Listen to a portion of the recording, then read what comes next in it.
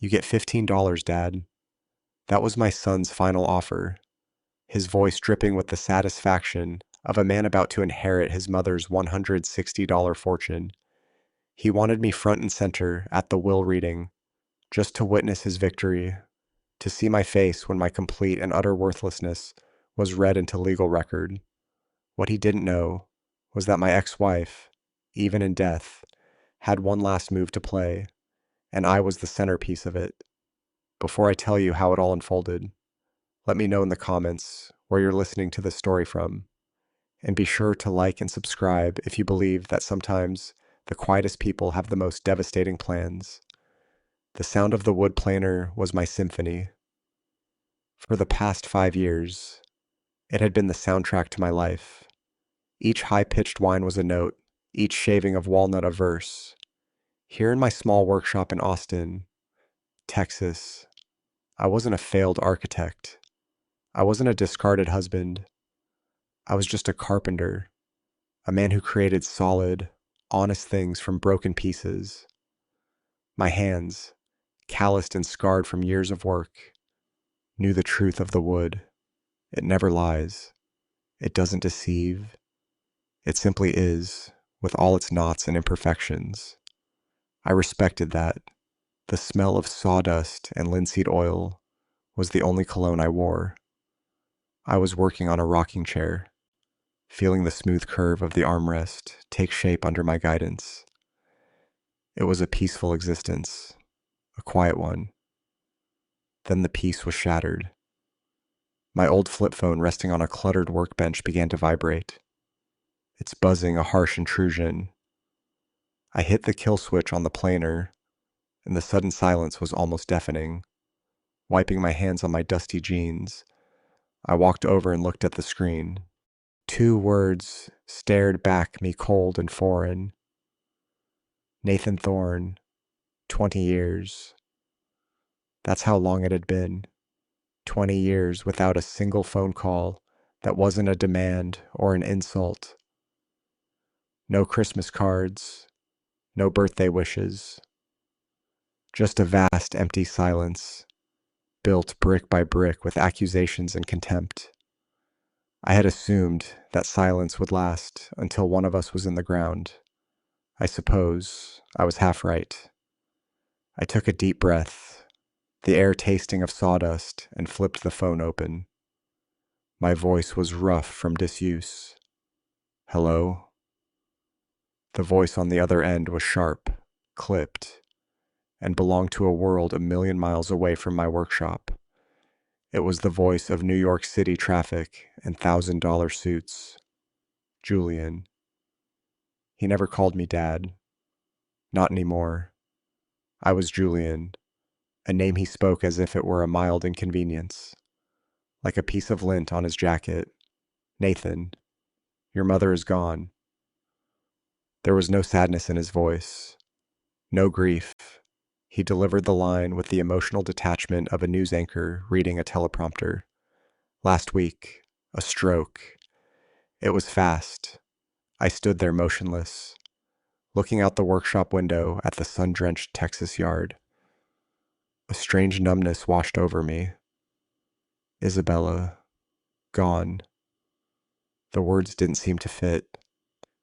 She had always been a force of nature, a hurricane of ambition and creativity. Brilliant, beautiful, and utterly destructive. To think of her as just gone felt wrong. He grew impatient with my silence. Did you hear me? The funeral, I started to ask, my throat dry.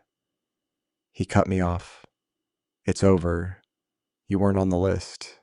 Now listen, this is why I'm calling. Her lawyer requires your presence. The reading of the will. It's this Friday, 10 a.m., sharp. The offices of Caldwell and Finch, Manhattan. Don't be late. It wasn't an invitation. It was a summons. A command delivered from on high, from a son who had long ago appointed himself king of a world I no longer belonged to. I finally found my voice, keeping it steady. I have no reason to be there. Nathan, Isabella and I made everything clear 20 years ago in that courtroom. I have nothing that belongs to her, and she has nothing that belongs to me. A sound came through the phone then, a short, ugly bark of a laugh. It was a sound stripped of all humor, a noise of pure, unadulterated scorn, and that sound, more than anything else he could have said, stirred something deep inside me. "Oh, I know you're not getting a dime," he sneered. "Don't be a fool. My mother despised you, but it's a legal formality, a procedural thing. You have to be there in person to officially hear that you are a zero, a documented, notarized confirmation of your irrelevance to this family." He paused, letting the poison sink in. "Personally, I just want to be there to see your face. I want to watch that quiet fake dignity of yours crumble when you hear it read out loud. It's the only entertainment you're good for anymore." The humiliation was so raw, so direct, it was almost impressive. This wasn't the anger of a wounded son. This was the calculated cruelty of a victor wanting to rub his opponent's face in the dirt. "Are you finished?" I asked, my voice dangerously. "Almost," he said, his tone dripping with condescending amusement. "Don't worry about the trip back. I'll spot you $15 for the bus ride home. Think of it as a parting gift." And then the line went dead. Click. I stood there, the phone still pressed to my ear, listening to the dial tone. The silence of the workshop rushed back in, but it was different now. It was heavy, suffocating, anger, an old emotion I had buried under years of sawdust and resignation began to smolder. It wasn't a raging fire. It was a hot coal, buried deep, slowly glowing red. He hadn't invited me to a will reading. He had summoned me to a public execution. My execution. He wanted a show. Fine. He would get one. I closed the phone and set it down with deliberate care. I walked over to the half-finished rocking chair and ran my hand along its smooth, honest curve. Then I turned and walked out of the workshop into the small house attached to it. I went to my closet, past the flannel shirts and worn jeans that were my daily uniform. In the very back, covered in a thin layer of dust, was a garment bag. I hadn't touched it in 2 decades. I pulled it out and unzipped it. Inside hung my only suit, a charcoal gray suit, the same one I had worn on the day my old life ended. I would wear it again for the beginning of his. Friday morning. The cab ride from LaGuardia felt like passing through another dimension. The quiet, sun-baked streets of Austin were a distant memory, replaced by the towering canyons of steel and glass that made up Manhattan. I paid the driver the fare, stinging more than I expected, and stepped out onto the sidewalk. The air was colder here, sharper. The building for Caldwell and Finch was exactly what you'd expect. It didn't just occupy the street, it dominated it, a sheer cliff of dark glass and polished granite. I pushed through the revolving glass doors, and the noise of the city was instantly cut off, replaced by a deep, reverent hush. The lobby was a cathedral built to worship money. The floors were acres of white marble, so polished. I could see the distorted reflection of the ceiling lights high above. The walls were paneled in dark, glossy mahogany, smelling faintly of lemon oil and old wealth. I had spent my entire life designing buildings, but I had never designed a space like this. This wasn't built for people. It was built to intimidate, to remind every person who entered just how small they were. And I felt small. I was wearing my only suit, the charcoal gray one. The fabric was good wool, so fine you couldn't find it much anymore. But it was 20 years out of style. The cut was too generous, the shoulders too padded. It was clean. I had pressed it myself back in Austin until the crease on the pants was sharp as a knife, but it was old. It was the suit I had worn to the divorce hearing, the last time I had seen Isabella face to face, the last time I had seen her look at me with anything other than cold disappointment fueled by the lies my son had whispered in her ear. I could still smell the faint trace of mothballs, a scent of preservation and decay. As I walked toward the reception desk, my old leather-soled shoes made a lonely click-clack on the marble. The sound seemed to echo embarrassingly loud in the tomb-like silence. A few young lawyers, men and women in their 30s, wearing suits that cost more than my truck, glanced up from their phones. Their eyes didn't linger. They scanned, categorized, and dismissed me in a single fluid motion. I wasn't a client. I wasn't a threat. I was just old, an anomaly. I felt like a smudge of grease on a pristine white canvas, an ink stain spreading across a legal document. I didn't belong, and that I knew was the entire point. This was Nathan's first move, summoning me here to his territory, to this fortress of power while I was wearing the armor of my greatest defeat. I reached the reception desk, a slab of marble that looked like it had been carved from a mountain. The woman behind it was young, blonde, and wore a headset so sleek it looked like part of her. "Can I help you?" Her voice was bright, but her eyes were bored. "I'm here for a 10 o'clock meeting," I said, my voice sounding rough like unsanded wood. "The reading of Isabella Thorne's will. My name is Julian Thorne." Her eyes flickered. The name Thorne registered, but the face didn't match. She was expecting, no doubt, someone who looked like Nathan, someone who belonged. Not me. A flicker of confusion, then disdain passed over her features before the professional mask snapped back into place.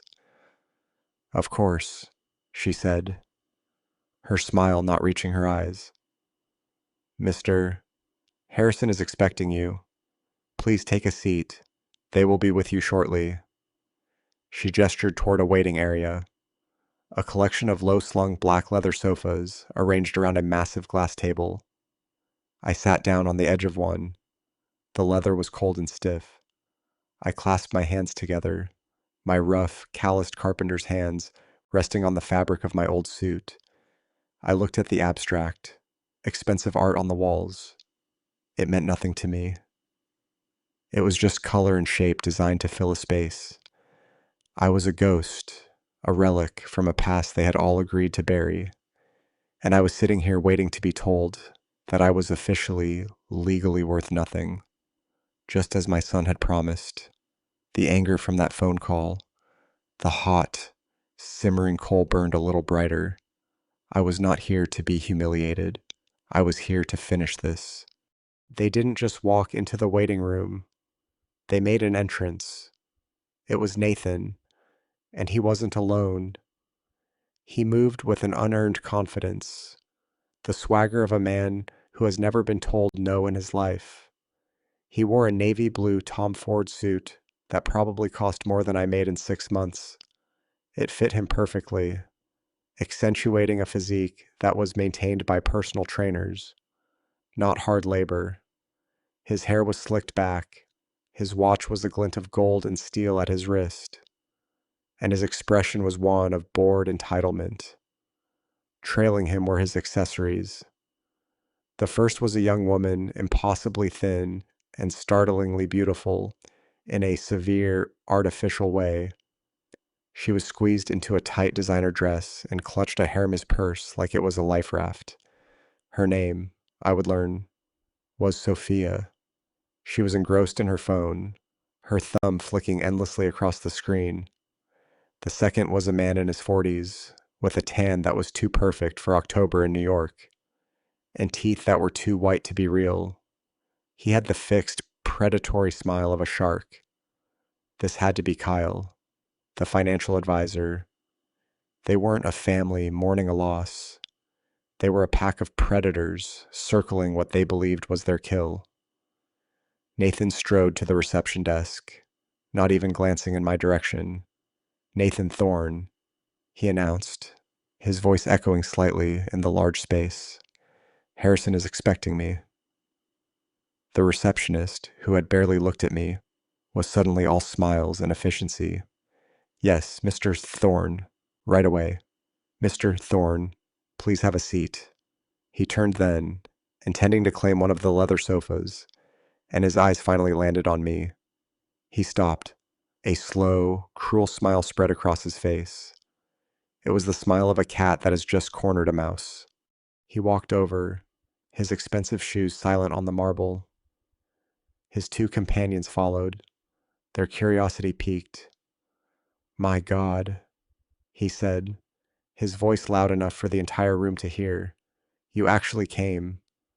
He looked me up and down, his gaze lingering on my old suit, the worn collar of my shirt. "I guess you really do need that $15. Sophia." The young woman looked up from her phone for the first time. She let out a short, high-pitched giggle, the sound like breaking glass.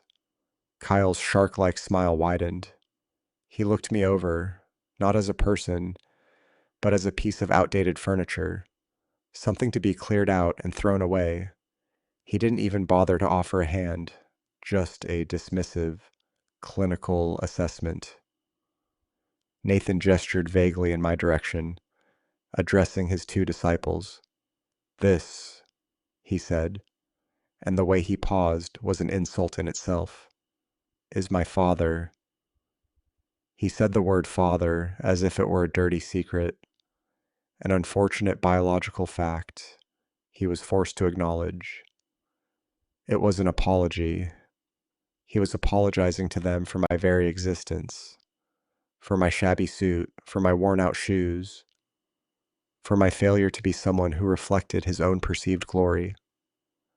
I remembered him at 10 years old, Christmas morning.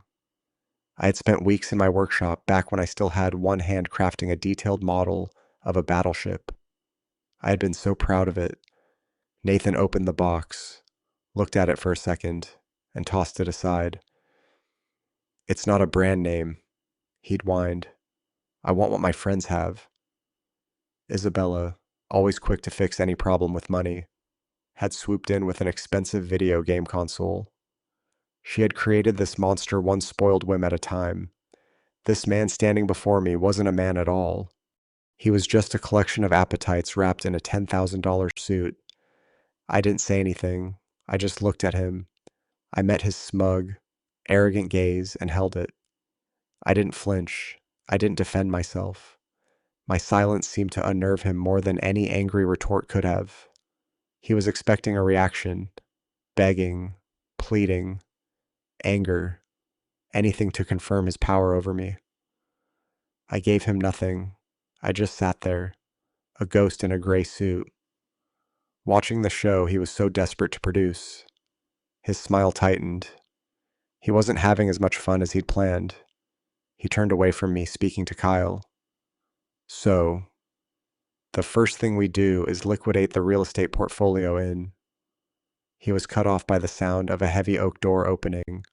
A man stood in the doorway, and the entire atmosphere in the room shifted.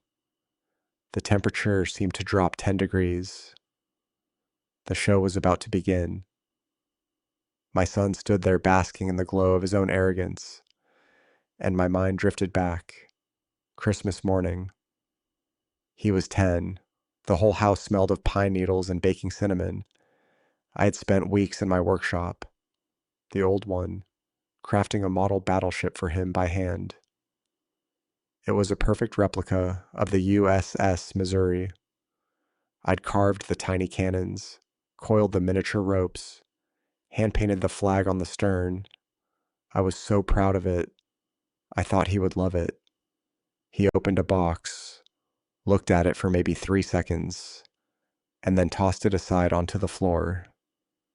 "It's not a brand name," he'd announced to the room. "I want what my friends have." And Isabella, my wife, she hadn't corrected him. She hadn't explained the value of a gift made with love. She had just swooped in with a brightly wrapped box containing the latest, most expensive video game console. She wasn't being kind. She was being easy. She had built this monster piece by piece, buying his affection because earning it was too much work. And even then, I think she knew it. The memory was so clear. It was almost a taste in my mouth, bitter and sad. It was cut short by the sound of a heavy oak door swinging open. A man in his 60s stood in the doorway. He was tall and wore an impeccable gray suit that spoke of quiet authority, not flashy wealth. This was Mr. Harrison. He had the face of a judge, impassive and difficult to read, with eyes that didn't just see you, they assessed you, weighed you, and filed you away. The quiet confidence he radiated instantly silenced the room. Even Nathan seemed to shrink a little. His gaze swept across the room, passing over Nathan and his entourage, as if they were part of the furniture. And then his eyes landed on me first. He held my gaze for a moment, and I saw a flicker of something in his expression. It wasn't pity. It was something closer to understanding. He walked toward me. Mr. Thorne, he said, his voice level and respectful. Thank you for coming. He didn't offer a hand, but the words were a handshake in themselves. They were a simple acknowledgement of my presence, of my right to be there. Then, and only then, did he turn to my son. Mr. Thorne, he said. The same name, but the tone was different. Colder, formal, stripped of any warmth. The slight was so subtle that a lesser man might have missed it. But Nathan's entire world was built on a fragile scaffolding of status and special treatment. The fact that I, the outcast, had been acknowledged first was a direct challenge to his authority. I saw a flicker of annoyance in his eyes, a tightening of his jaw. He tried to cover it with a wave of dismissive arrogance. Let's get this over with. Harrison, he snapped, his voice sharp with impatience. I have a reservation at Per Se to celebrate. I don't intend to be late. Mister. Harrison's expression didn't change. He simply nodded once. As you wish, he said, turning and holding the door to the conference room open. This way, gentlemen. The conference room was just as cold and imposing as the lobby, but with an added layer of finality. A single massive table made of dark polished mahogany filled the center of the room. It was so reflective it looked like a dark pool of water. Floor-to-ceiling windows lined one wall, but they didn't offer a view of the sky, just a close-up sterile look at the gray skyscraper across the street. It was a room designed for executing contracts and crushing opponents. Nathan naturally took the seat at the opposite end of the table from the door, the one that clearly marked him as the new head of the family. He leaned back, spreading his arms wide, staking his claim. Sophia and Kyle sat on either side of him, like a queen and bishop protecting their king. I took a seat near the door, an afterthought. I was just there to fill the chair, a legal requirement. I placed my calloused hands on the table, a stark contrast to the perfect, unblemished wood. Mr. Harrison walked to the head of the table. He didn't sit. He placed a thick, leather-bound document on the surface with a soft, definitive thud. The air in the room seemed to get thinner. He deliberately pulled his chair out, sat down, and then with methodical slowness reached into his breast pocket and produced a pair of simple gold-rimmed reading glasses. He put them on his movements, precise, unhurried. He was in complete control. He opened the binder. The pages were thick, creamy. He cleared his throat. This, he began, his voice filling the room, is the last will and testament of Isabella Montoya Thorne, dated August 4th of this year. I, Isabella Montoya Thorne. Even from the grave, she was making a statement. She had taken my name in marriage, but she had built her empire with hers. Montoya, a name that was a brand. A name worth, according to my son, $160 million. Harrison's voice was a monotone, a perfect instrument for legal documents. Being of sound mind and body, I do hereby declare this to be my last will and testament, revoking all former wills and codicils heretofore made by me. Nathan sighed the AA of impatient air and glanced at his expensive watch. He was already bored. First, Harrison continued, I direct that all my just debts and funeral expenses be paid from my estate. He paused, then turned the first page. Second, I give and bequeath the sum of $50,000 tax-free to my housekeeper, Maria Gonzalez, in gratitude for her 25 years of loyal service and her unending patience. I saw Nathan roll his eyes. He muttered something to Kyle that I couldn't hear, but the word peanuts was unmistakable. I, however, found myself smiling, just a small internal twitch of the lips. Maria, I remembered her. She had been with Isabella even before the money got truly big. A kind, quiet woman who had always had a cup of hot coffee for me in the kitchen after one of my spectacular arguments with Isabella. She had seen it all. She deserved every penny. It was a flicker of the woman I once knew. Isabella could be generous. She just chose her moments. Third, Harrison read on, his voice unwavering. I give and bequeath the sum of $100,000 to the Monarch Butterfly Preservation Fund. This time it was Sophia who reacted. She let out a little disbelieving scoff. Butterflies, she whispered to Nathan, loud enough for me to hear. Is she serious? I felt a sudden sharp pang in my chest. Not sadness, something more complicated. Nostalgia. Before Nathan was born, before Montoya Designs was an empire, Isabella and I had driven an old Jeep down to Mexico. We had slept in cheap motels and hiked for miles into the mountains to see the monarch sanctuaries. I remembered her standing in a clearing, the air thick with millions of orange and black wings, her face tilted up to the sky, tears streaming down her cheeks. It's the most beautiful thing I've ever seen, Julian, she had whispered. It's like all the souls in the world flying home. She had remembered, even after all the bitterness, all the lawyers, all the silent years. She had remembered that day. This wasn't just a bequest. It was a message. Fourth, I give and bequeath the sum of $25,000 to my driver, Miguel Rodriguez, for his excellent service and for never once commenting on the colorful guests my son brought to my home. Nathan sat bolt upright. What the hell does that mean? Kyle put a hand on his arm. It's nothing, Nathan. Just a little joke. It means nothing.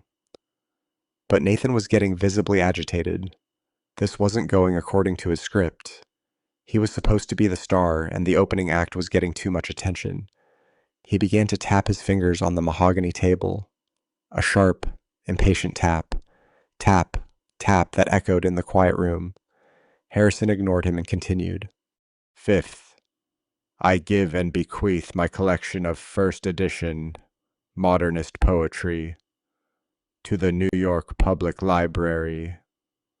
Tap, tap, tap. With the exception of one volume, a 1922 copy of T.S. Eliot's The Wasteland, which I leave to Nathan, slammed his hand flat on the table. The sound was like a gunshot. Harrison, for God's sake, he boomed. Can we skip the charity donations and the servants' tips? My time is valuable. I have a reservation. Just get to the main event. The real estate, the portfolio, the money. Just get to the part where it all goes to me. The room fell into a heavy, suffocating silence. Mr. Harrison stopped reading. He did not look startled. He did not look angry. He simply stopped. Very slowly, he raised his head, his eyes still behind the reading glasses. Then, with a deliberation that was more threatening than any shout, he took the glasses off. He folded them. He placed them on the table. And he stared at my son. His gaze was flat, cold, and utterly unimpressed. It was the look of a man who had dealt with spoiled children his entire life and was in this final moment done with it. Mr. Thorne, Harrison said, and his voice had dropped, losing its monotone, becoming a precise, sharp instrument. This is not a negotiation. It is not a business meeting. It is the legal proclamation of a deceased woman's final wishes. I will read every single word in this document exactly as your mother wrote it, and you will sit there and you will listen. Is that clear? Nathan's face flushed a dark, ugly red. He had been challenged. He had been dressed down like a child. He opened his mouth, then closed it. He looked at Kyle, who subtly shook his head. He was trapped. Harrison held his gaze for one beat longer, then satisfied. He put his glasses back on. He picked up the document. He deliberately flattened the page, took a small, composed sip of water from a glass beside him, and cleared his throat. He had made my son wait. He had reestablished control. Very well, Harrison said, his voice returning to the neutral monotone. Let us continue. Fifth, as I was saying, I leave my first edition copy of The Wasteland 2. He paused, and I could have sworn I saw the barest hint of a smile at the corner of his mouth. Ah, no. That's been struck. Let's move on. Sixth, regarding the personal associates of my son. Harrison's gaze lingered on Nathan for a moment longer, a silent assertion of dominance. Then, as if a switch had been flicked, he returned to the document, his voice resuming its steady, neutral cadence.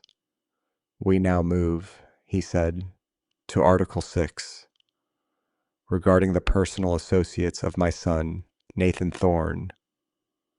I saw Kyle, the financial advisor, sit up a little straighter. His shark-like smile was back fixed in place.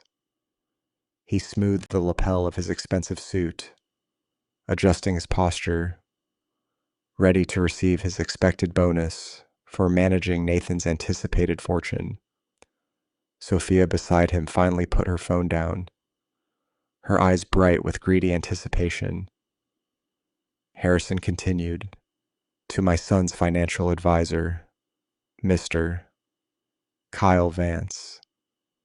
He pronounced the title with a slight, almost imperceptible emphasis, as if placing it in quotation marks.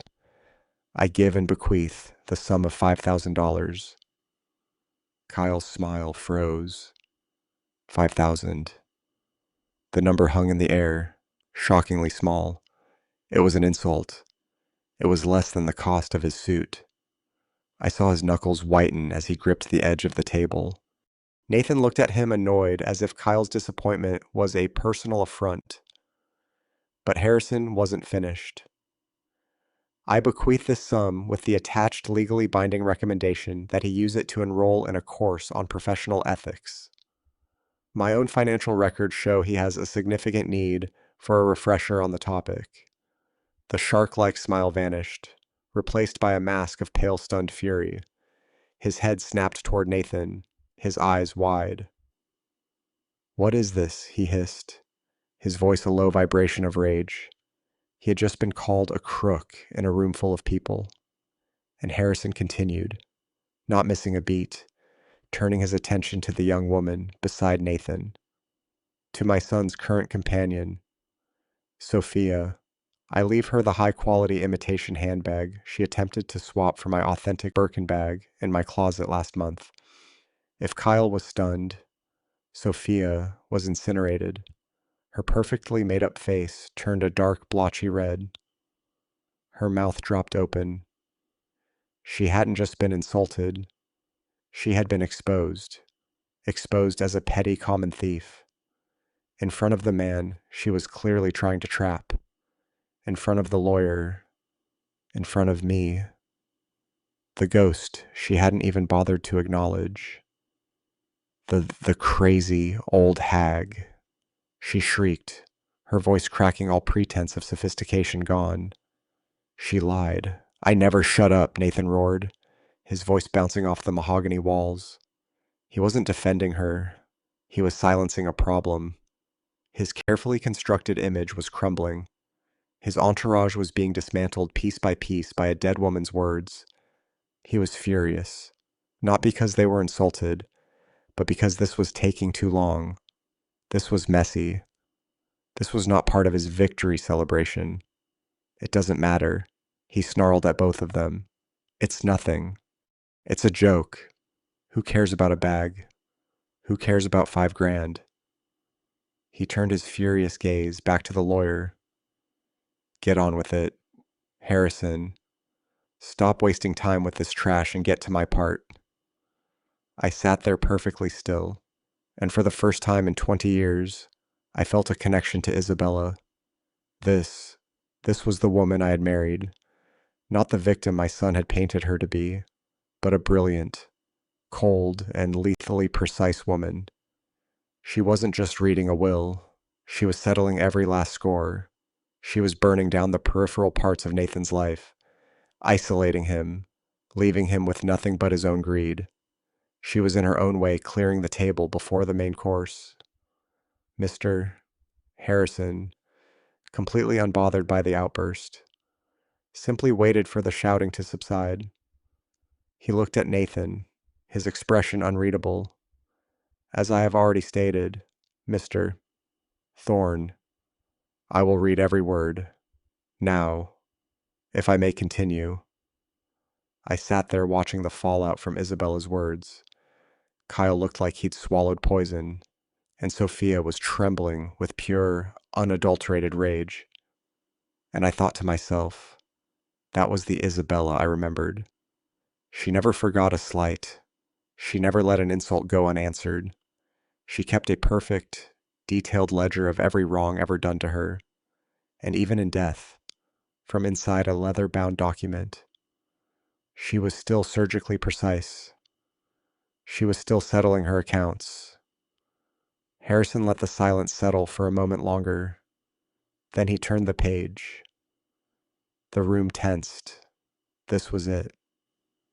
After clearing away the trash, this was the main event. Article 7, Harrison said, his voice dropping back into that neutral, legal tone. To my son, Nathan Thorne. Nathan leaned forward. His breathing was shallow. His knuckles were white on the table. He had forgotten his humiliated companions. All his focus, all his greed, was now laser-focused on the lawyer. I give and bequeath the penthouse apartment on Park Avenue. A huge sigh of relief escaped Nathan. A genuine full-body exhale. The color returned to his face. He smirked, shooting a triumphant look first at Kyle, then at me. The penthouse, the crown jewel, it was his.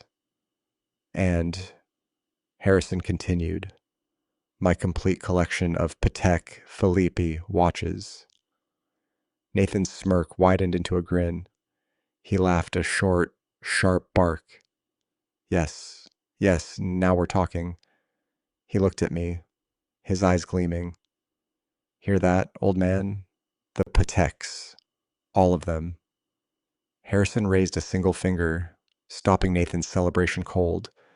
However, he said, and the word hung in the air like a blade.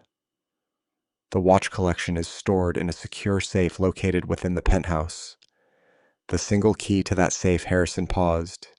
He looked down at the document, then looked up, his eyes finding mine across the long expanse of the mahogany table. I have entrusted to his father, Julian Thorne. The silence that followed was absolute. It was so complete I could hear the faint hum of the air conditioning. Sophia and Kyle, lost in their own humiliation moments before, snapped their heads toward me. Nathan just stared. His face, which had been flushed with victory, went pale. His grin dissolved. What? His voice was quiet, disbelieving. What did you just say? He asked Harrison, his voice rising. The key, Mr. Thorne, was entrusted to your father. Nathan slammed his hands on the table and stood up, the chair scraping violently behind him. What are you talking about? Is this a joke? A sick joke, Tall. He pointed a shaking finger at me. Him. He hasn't seen her in 20 years. He doesn't even know where she lived. He's a nobody. Every eye in the room was on me, and I was just as stunned as he was. I stared at Harrison, my mind reeling. A key. Isabella had given me a key. What did it mean? Was it another one of her games? Another way to twist the knife even from the grave? I had no key. I had no idea what any of them were talking about. I just sat there, the ghost in the gray suit suddenly, and very uncomfortably, the center of everyone's attention. My son was screaming. His face was a mask of disbelief and rage. But I wasn't really in that cold mahogany room anymore. As Mr. Harrison shuffled the papers, the sound of the thick, creamy stalk sliding against itself seemed to pull me back through 20 years of anger and silence to a different kind of crisis. I wasn't in New York. I was in our old house in Connecticut. It was 2005. It was 3 o'clock in the morning and the house was dark, except for the single light in Isabella's home office. I found her there, not crying, but worse. She was just sitting, staring at a wall of spreadsheets, her face pale and completely blank. She looked broken.